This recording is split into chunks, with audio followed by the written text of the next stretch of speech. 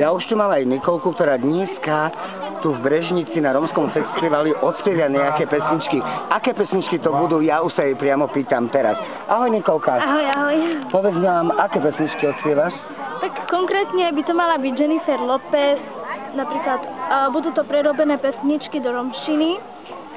A bude tam aj ABBA, Toni Braxton, Mariah Carey, takéto moderné. Môžeš mi nám povedať pre rádio a televíziu RF1, kto ti tie pesničky vlastne prerábal? My vieme, že máš nejakého človeka za sebou a ja by som bol rád, keby si nám povedal, kto to je. Áno, je to Miroslav Bartko, je to veľmi dobrý manažér a veľmi dobrý sekvencerista. Veľmi správne. Ja tu už mám aj pána Miroslava Bartka, ja si ho zoberiem takto k sebe. Ahoj Miro. Ahoj.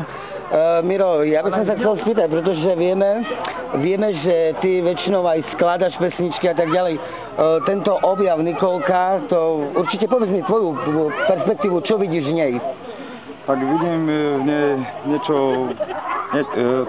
niečo pekné, proste je to taký talent, ktorý sa dávno hľadal.